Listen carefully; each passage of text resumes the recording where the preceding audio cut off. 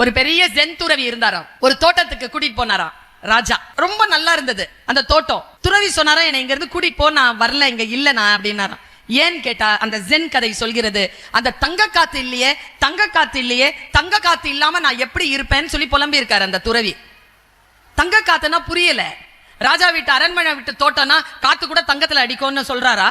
அவருக்கு விளக்கம் கேட்ட பொழுது அந்த மன்னனுக்கு விளக்கம் அளித்த துறவி சொன்னான், தோட்டம் என்றால் சருகுகளும் குப்பைகளும் இருக்கும், காற்றடித்தால் அந்த சருகுகள் பறக்கும், அப்படி சருகுகளும் சேர்ந்து பறந்து கொண்டிருப்பதற்கு பெயர்தான் தோட்டம். வாழ்க்கை என்பது குறைகளோடு கூடியதுதான். பர்ஃபெக்டா யாருமே இருக்க மாட்டாங்க. முதல்ல குழந்தைகளை அணுகுகின்ற பொழுது இதை நீங்க புரிஞ்சுக்கோங்க. எங்க அம்மா 80 வயசு தாண்டிருச்சு, வீட்டுல படுத்திருக்காங்க. அவங்களுக்கு உடம்புல புடைச்சி விடுறேன் டவல் பாத். இந்த இடத்துல ஒரு காயம் இருந்துச்சு அம்மாக்கு. நான் கேட்டேன், இது என்ன அம்மான்னு கேட்டேன். அம்மா தூங்கிட்டே இருந்தவங்க முழிச்சு, கண்ணெல்லாம் ஒரே வெளிச்சம், கதவெல்லாம் பூட்டி இருக்கா அப்படி திணறுது அம்மா. யாரும் பார்க்கல அம்மா, மூடிதான் இருக்கிறேன், பரதாலாம் இருக்கு, ஒன்றும் கவலை இல்லை, என்னதுன்னு கேட்டேன்.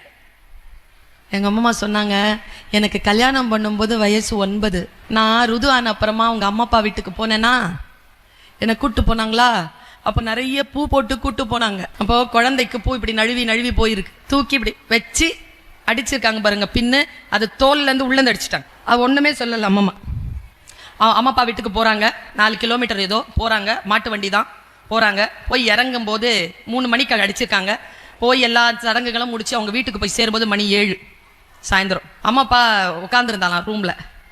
அம்மா அப்படி உட்காந்துருக்காங்க. என்னமோ ஒன்று பூவை எடுக்கலாம்னு சொல்லிட்டு அம்மா அப்பா அப்படி கையை வச்சிருக்காரு, கை முழுக்க ரத்தம். என்ன ஆச்சு அம்மான்னாரு. ரத்தத்தை பார்த்த உடனே மயங்கி விழுந்துட்டாராம் அம்மா அப்பா. இந்த அம்மா 5 மணி நேரமா தங்கி இருந்திருக்கு. அதுக்கப்புறமா 3 மாசம் ட்ரீட்மெண்ட் முடிச்சுட்டு பள்ளம் விழுந்திருக்குங்க. 3 மாசம் ட்ரீட்மெண்ட்டுக்கு அப்புறம் மறுபடியும் கூட்டிட்டு போய் விட்டுருக்காங்க. அந்த பள்ளம் தான் நான் சொன்னேன், அம்மம்மா என்கிட்ட ஒரு விஷயத்த சொல்றியா? என்ன? காயல்பட்டினத்துக்காரங்க. என்ன? ஃபர்ஸ்ட் சீன் ஒன்று இருக்கும்ல, நீயும் அம்மா அப்பாவும் பேசிக்கிட்ட ஃபர்ஸ்ட் வேர்ட் அது என்ன? அஸ்ஸலாமு அலைக்கும் தான். அது இல்லாமம்மா, அதுக்கப்புறம் 2 பேரும் என்ன பேசிக்கிட்டீங்க? அதுவா, யாருக்கிட்டையும் சொல்ல மாட்டியே. நான் எங்க சொல்லிட்டு இருக்கேன் பாரு, யாருக்கிட்டையும் சொல்ல மாட்டேன்னு. சொல்ல மாட்டேன். சொல், நீ ரொம்ப நல்ல பொண்ணுன்னு சொன்னாங்க. சொல்லி அவர் கையில இருந்து ஒரு மோதிரத்தை எடுத்து என் விரல்ல போட்டு விட்டாங்க. இது ரொம்ப அடாவடித்தனமா, நீ யாருன்னே அம்மா அப்பாவுக்கு தெரியாது, உன்னை நல்ல பொண்ணுன்னு சொல்ற சர்டிபிகேஷன் அவர் எப்படி கொடுத்தாரு, நீ என்ன பண்ணன்னு கொடுத்தாரு. அம்மா சொன்னாங்க, 3 மணிக்கு அடிபட்டுச்சு, 7 மணி வரைக்கும் வாயை பொத்திட்டு ஒரு வார்த்தையும் சொல்லாம வலிய சகிச்சுக்கிட்டல்ல, அதனால நல்ல பொண்ணுன்னு சொன்னாங்க. சொல்லிட்டு அந்த மோதிரத்தை கழட்டி என் கையில கொடுத்துட்டு, யாருக்கிட்டே இது வரைக்கும் சொன்னதில்ல, உன்கிட்ட சொல்லிட்டேன், இனிமேல் அந்த மோதிரத்தை நீ வச்சுக்கோ, நான் வச்சுக்கிறதுக்கு தகுதி இல்லைன்னாங்க. அது என்னுடைய நகைப்பெட்டியில் இன்னும் அம்மம்மாவின் கூச்சலோடு அடங்கி கிடக்கிறது. கையில் கொடுத்துட்டு அவங்க ஒரு வார்த்தை சொன்னாங்க, அதான் மெசேஜ், உங்க பெண் குழந்தைகளுக்கு சொல்லுங்க, அதான் மெசேஜ். என்ன மெசேஜ் தெரியுமா? இப்படி நகைகள் பரிசுகள் கிடைக்கும் என்பதற்காக உங்களுடைய துயரங்களையும் துக்கங்களையும் வலிகளையும் பொறுத்து கொண்டிருக்காதீர்கள். சுல்தானா, பலிச்சா, கத்து, இந்த மாதிரி பரிசுகளுக்காக அமைதியாக வலியை பொறுத்து கொள்ளாதேன்னாங்க. எங்க அம்மா ரொம்ப போல்டு. ஆனா என்னன்னு தெரியல, எனக்கு அவங்க ஒரு பாடத்தை கொடுத்துட்டு போயிட்டாங்க. வாழ்க்கையில் அநீதிகளை உங்களுக்கும் உங்கள் குழந்தைகளுக்கும் உங்கள் குடும்பத்திற்கும் இந்த சமூகத்திற்கும் எதிராக இருக்கக்கூடிய அநீதிகளை எதிர்த்து குரல் கொடுங்க. ஒருபோதும் நீங்கள் அநீதிகளை செய்து உங்கள் பிள்ளைகளுக்கு முன்னால் வெட்கப்பட்டு விடாதீர்கள். நிறைய கல்வி நிறுவனங்களுக்கு நான் போயிட்டு வரேன், எல்லாருமே சொல்ற கம்ப்ளைண்ட் ஒரே மாதிரியா தான் இருக்கு. பிள்ளைங்க மொபைல் யூஸ் பண்றாங்க, நிறைய பெரியவங்க பேச்ச கேட்க மாட்டேங்கிறாங்க, ஸ்கூல்ல பணிவா நடந்துக்க மாட்டேங்கிறாங்க, பெற்றோர்களுக்கு சொன்னாலும் புரிய மாட்டேங்குது, என்ன செய்யறதுன்னே தெரியல. இந்த கம்ப்ளைண்ட் தொடர்ந்து வந்துகிட்டு இருக்கு. இதற்கெல்லாம் என்ன தீர்வு? நான் ஒண்ணு கேட்கிறேன், மொபைல் பார்க்கிறதுங்கிறது பிள்ளைகளுடைய பிரச்சனை மட்டும்தானா?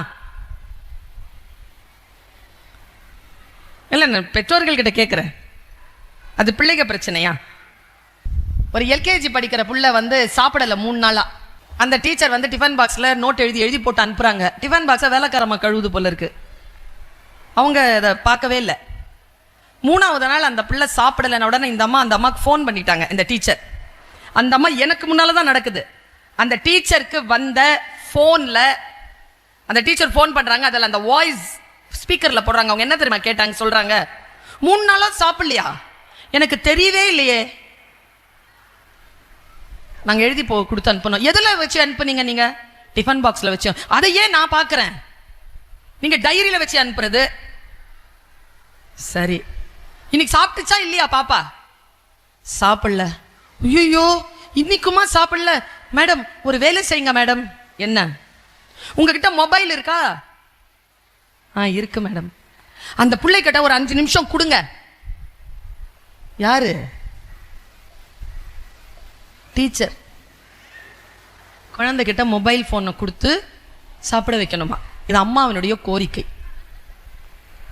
நீங்கள்லாம் இருக்கிறீங்கல்ல, உங்களை பற்றி சொல்கிறேன். உங்கள் பிள்ளைகளுக்கு நீங்கள் ரொம்ப நன்மை செய்கிறீங்கன்னு நினைக்கிறீங்கல்ல, அவ்வளோ ஒன்றும் நன்மை நீங்கள் செய்யலை. ஒரே ஒரு ஒரு ஒரு தப்பு சொல்லட்டுமா? நீங்கள் உங்கள் பிள்ளைக்கு பண்ணுற ஒரே ஒரு தப்பு சொல்லட்டுமா? கேட்குறதெல்லாம் வாங்கி கொடுக்குறீங்க. இன்னைக்கு இந்த டைம் பார்த்து நிறுத்திக்கோங்க. நான் பல நேரங்களில் சொல்லியிருக்கிறேன் யூடியூப்பில், நீங்கள் குழந்தைக்கு நோ சொல்லி வீட்டில் வளர்த்து பாருங்கள். அது ஒரு வயதானதற்கு பிறகு சமூகம் நோ சொல்லுகின்ற பொழுது உடைந்து போகாமல் அதை எதிர்கொள்ளுகின்ற ஆற்றலை பெறும். பல நேரங்களில் வீட்டில் எல்லாத்துக்கும் எஸ் எஸ் சொல்லி, இந்த டீச்சர்ஸ் ஏதாவது சொல்ல முடியுதா உங்ககிட்ட? உங்க பாப்பாவை பத்தி ஏதாவது சொல்ல முடியுதா? ஏதாவது சொல்லிட்டாங்கன்னா வந்துடுறீங்களா எல்லாருமா சேர்ந்து? நான் என்ன 1/2 மணி நேரத்தில் போயிட போறேன் இதை சொல்லிட்டு? அம்மா வருவாங்க, அப்பா வருவாங்க, பெரியப்பா வருவாங்க, பெரியம்மா வருவாங்க, அத்தை வருவாங்க, தாத்தா வருவாங்க, கூட்டத்தோடு வந்து அந்த டீச்சர் எப்படி சொன்னாங்க அந்த டீச்சரை ஸ்கூல்ல இருந்து எடுக்கலன்னா என் பிள்ளைய அந்த ஸ்கூல்ல படிக்க வைக்க மாட்டேன். நான் ஒன்று சொல்லட்டுமா? எனக்கு ஒரு டீச்சரை பிடிக்கவே பிடிக்காது. ஆனால் நான் எங்கள் அம்மா அப்பாட்ட அதை சொன்னதே கிடையாது. ஆனால் ஜெயிச்சதுக்கு அப்புறமா எல்லாருக்கிட்டையும் சொல்கிறேன், பிடிக்கவே பிடிக்காதுங்க ஒரு டீச்சரை. எனக்கு கெமிஸ்ட்ரி டீச்சராக இருந்தாங்க. அவங்க ரொம்ப அழகாக இருப்பாங்க. என்னை பார்த்த உடனே சொல்லுவாங்க, இப்படி வச்சுப்பாங்க வாயை, உருப்பட மாட்டேன் அப்படி சொல்லுவாங்க. சொல்லலாமா ஒரு பிள்ளைக்கு? நான் என்ன பதில் சொன்னேன் தெரியுமா? நான் எங்கள் அம்மா அப்பாட்ட போய் கம்ப்ளைண்ட் பண்ணலை. நான் என்ன பண்ணேன்னு சொல்கிறேன். அந்த டீச்சரை நான் ரிட்டையர் ஆகிறதுக்குள்ள நான் சில விஷயங்கள் பண்ணணும்னு என்னுடைய லிஸ்ட் இருந்துச்சு. அந்த லிஸ்ட்டை நான் +2லயே போட்டு வச்சுருக்கேன். அதில் இதுவும் ஜாயின் ஆயிடுச்சு. என்ன தெரியுமா? நான் ரிட்டையர் ஆகிறதுக்குள்ள இல்லை, அந்த அம்மா ரிட்டையர் ஆகிறதுக்குள்ள ஒரு வேலை பண்ணணும்னு முடிவு பண்ணேன். என்ன வேலைனா ஒன்றும் கிடையாது, அந்த அம்மா ரிட்டையர் ஆகிறதுக்குள்ள அந்த ஸ்கூலுக்கு சீஃப் கெஸ்டாக போயிட்டு வந்துடணும்னு போயிட்டு வந்துட்டேன். நான் வேற எப்படி ஜெயிக்கிறது? குழந்தைகளுக்கு சொல்லிக் கொடுங்கள். யார் உன்னை அவமானப்படுத்துகிறார்களோ அவர்களுக்கு முன்னால் அழுது புலம்பாமல், அவர்களை பழிவாங்க நினைக்காமல், அவர்களுக்கு முன்னால் எழுந்து நின்று அவர்கள் வியந்து பார்க்கின்ற அளவிற்கு நீ உன்னை வளர்த்து காட்டு என்றத குழந்தைக்கு நாம் சொல்லித்தர வேண்டும். அதுதான் ஒரு நல்ல பெற்றோரியமாக நான் கருதுகிறேன். பெற்றோர்களிடம் பேசுவது என்பது மிகப்பெரிய சவால். என்ன காரணம்னா, ஆசிரியர்களுக்கு பேசுவது பெற்றோர்களுக்கு சரியா வராது. பிள்ளைகளை வைத்துக்கொண்டு பெற்றோரிடம் பேச முடியாது. தினரை வச்சுக்கிட்டு ஆசிரியர்கள் கிட்ட பேச முடியாது. ஏன்னா ஒவ்வொருவருக்கும் வேறு வேறு கருத்துக்கள் உண்டு. இன்னைக்கு நான் பெற்றோர்களுக்காக மட்டுமே பேச போகிறேன். உங்களுக்காக மட்டுமே சில வார்த்தைகளை கொண்டு வந்திருக்கிறேன்.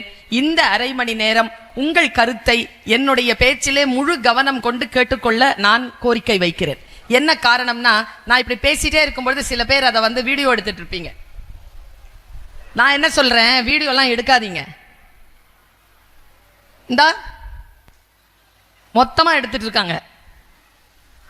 1/2 மணி நேரத்தில் யூடியூப்ல வந்துடும், லைவாவே வேற போயிட்டு இருக்கு.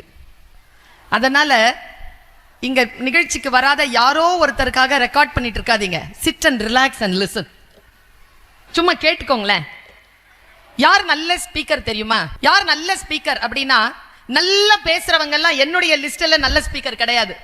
பேசிட்டு போனதுக்கு அப்புறமாவும் உங்களுக்குள் யார் ஒருவர் பேசிக்கொண்டே இருக்கிறாரோ அவர் தான் நல்ல ஸ்பீக்கர். இந்த விஷயம் சொன்னாங்கல்ல, அவங்க சொன்னாங்கல்ல, எப்படி சொல்லிட்டாங்கல்ல, அப்படி சொல்றதுக்கான வார்த்தைகளை நான் தேடுகிறேன். நமக்கு பெற்றோர் என்று பெயர். இந்த ஜெனரேஷன் இருக்குல்ல, நான் இந்த 2-3 மாதங்களாக நிறைய கல்வி நிறுவனங்களுக்கு நான் போயிட்டு வரேன். எல்லாருமே சொல்ற கம்ப்ளைண்ட் ஒரே மாதிரியா தான் இருக்கு. பிள்ளைங்க மொபைல் யூஸ் பண்றாங்க நிறைய, பெரியவங்க பேச்ச வந்து கேட்க மாட்டேங்கிறாங்க, ஸ்கூல்ல வந்து பணிவா நடந்துக்க மாட்டேங்கிறாங்க, பெற்றோர்களுக்கு சொன்னாலும் புரிய மாட்டேங்குது, என்ன செய்யறதுனே தெரியல. இந்த கம்ப்ளைண்ட் தொடர்ந்து வந்துகிட்டு இருக்கு. இதற்கெல்லாம் என்ன தீர்வு? நான் ஒண்ணு கேட்கிறேன், மொபைல் பார்க்கிறதுங்கிறது பிள்ளைகளுடைய பிரச்சனை மட்டும் தானா? இல்ல, நான் பெற்றோர்கள் கிட்ட கேட்கிறேன், அது பிள்ளைங்க பிரச்சனையா?